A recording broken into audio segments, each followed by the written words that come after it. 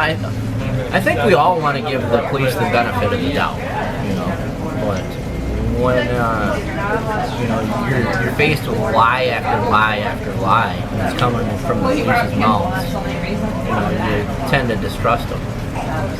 Were some of your family members hesitant about filing the lawsuit because you didn't have that much information when you first decided? Yeah, when we first decided to file the suit, I think it really came out of just we wanted more answers. Some of my family wasn't quite on board with it at first, but they weren't really informed of what was happening and what lies we were told and what's come forward. But as time went on, they realized, as well as the rest of us, that things weren't right. We were being lied to by multiple people, on multiple levels. So the lawsuit came about in the beginning just to uncover the truth. And the more we dug, the more we found. And if this case was still going on, there's a good chance that there could be more to be found. They call Captain Smith, Sergeant Smith or whatever, calls his wife at FDLE and says, "Hey, I need you to investigate me and my coworkers." And then from there, the state attorney, they call in a grand jury and they bring in a ringer. And guess what? No bill. So I don't know. I think right from the beginning, if your eyes were open, you saw it was a wash.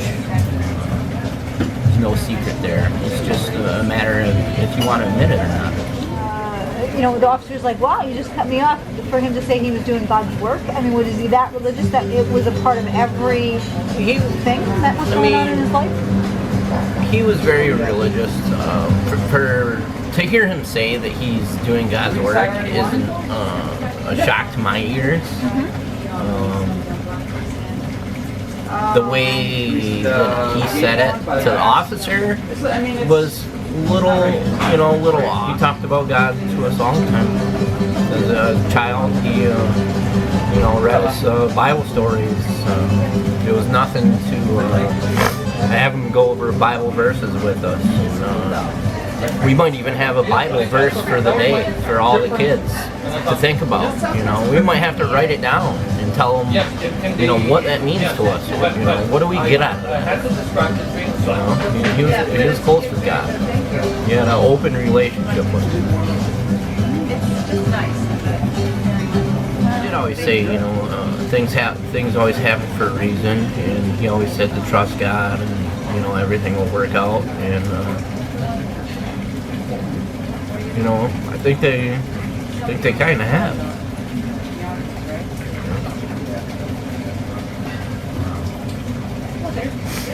We're not to the point where we'd like to be, but we're gonna keep moving forward.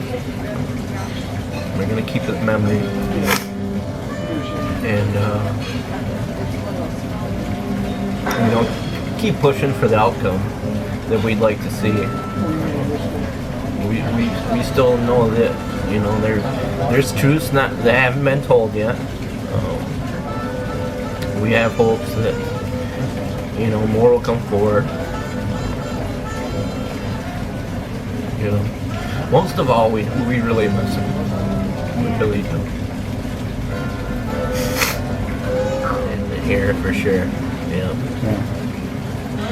He's an eccentric guy for sure. And that's exactly what I told him today. I said Charles John would have definitely fit in Key West.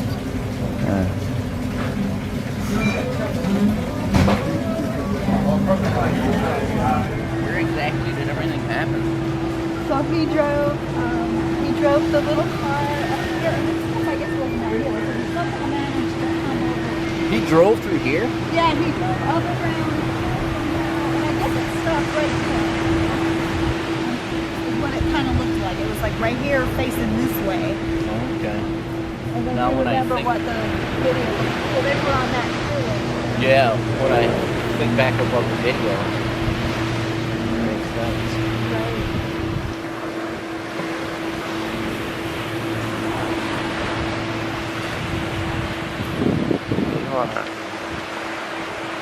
There's the moon.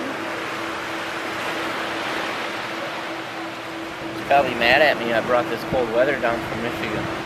Yeah.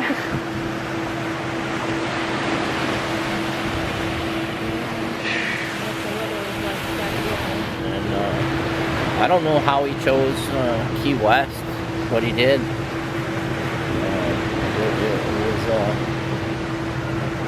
was, I think just kind of on a whim, to see how far south I can get.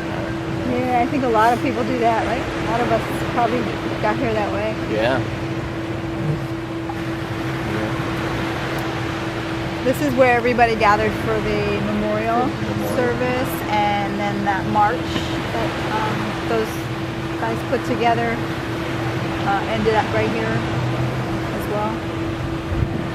What the restaurant have to say about that? They didn't say anything. Next year. All right, let's go home, man.